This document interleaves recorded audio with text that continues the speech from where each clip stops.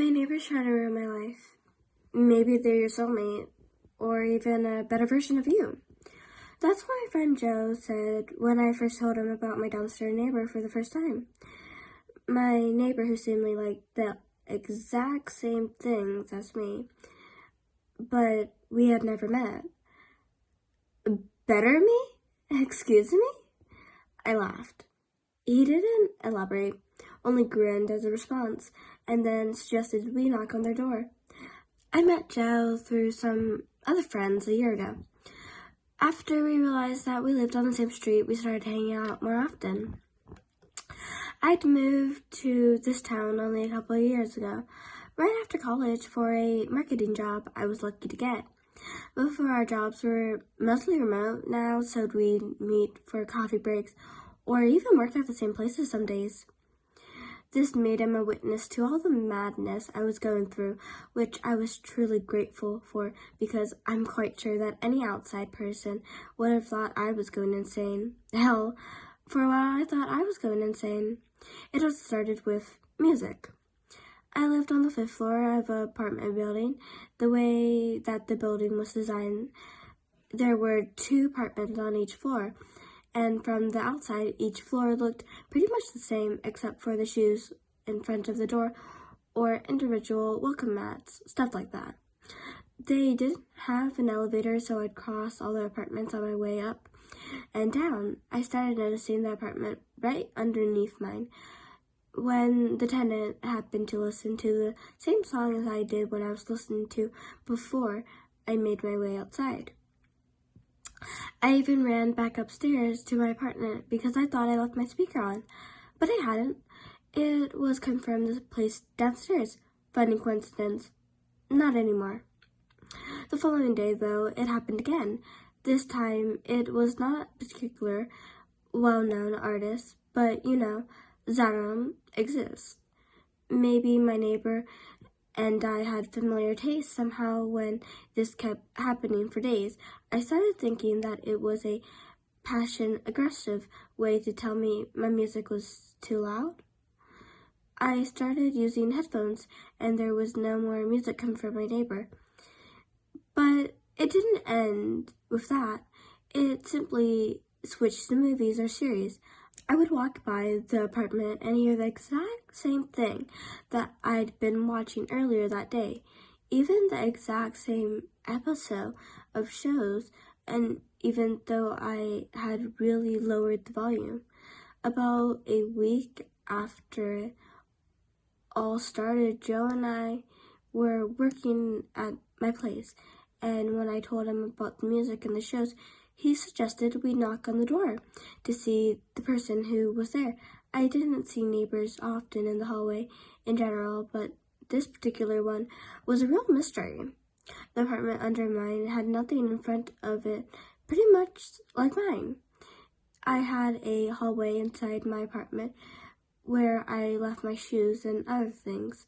They didn't open the door even though we could clearly hear movement inside. "Hello?" Joe called out, but there was no response.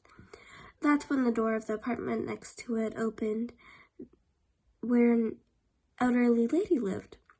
I never interacted much with neighbors, but I'd seen her once or twice. "Excuse me," I said in a soft voice. "Do you know who lives here?" I pointed to the door.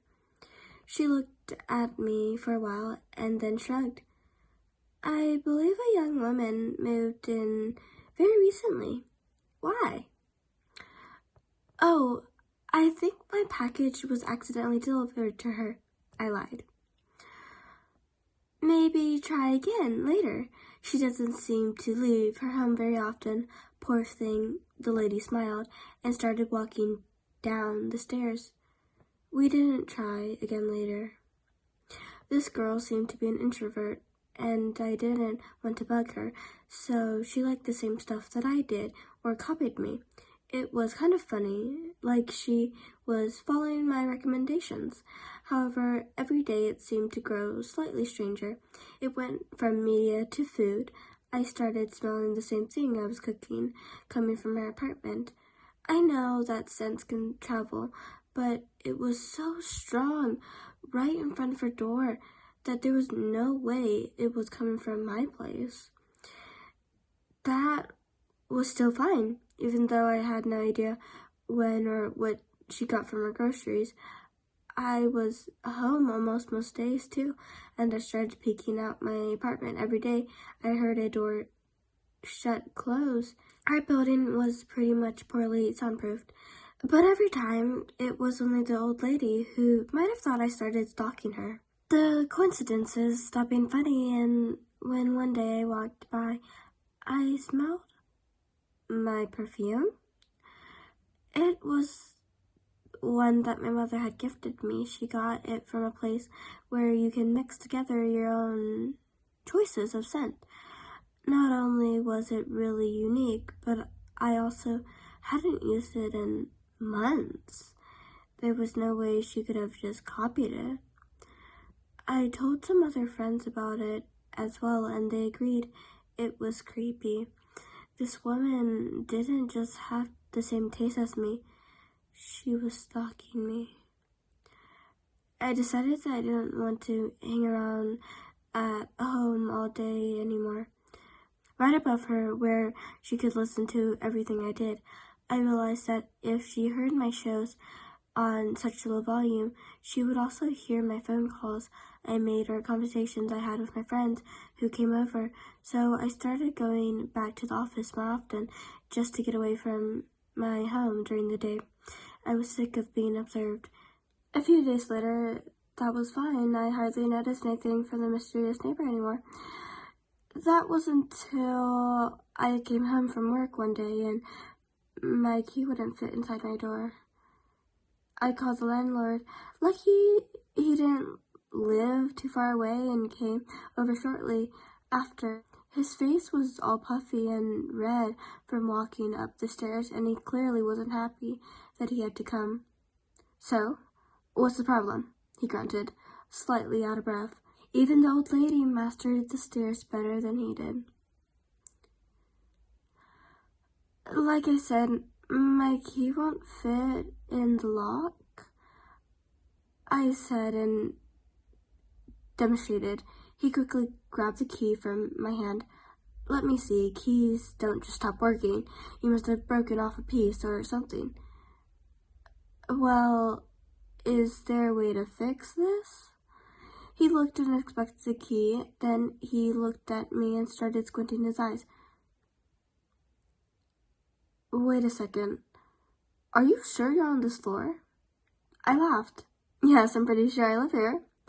He rolled his eyes and started walking off with my key in hand down the stairs. I followed him, but stopped on the last step when I saw that he just opened the door to the apartment one floor below mine. That's impossible," I whispered. "Look, love, I know that these floors all look similar, but you should be able to count, yes?" I didn't respond, but still froze on that step.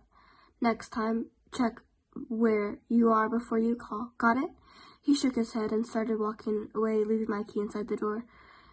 He was already a floor down when I heard him whisper, "Fucking hate New Brentons."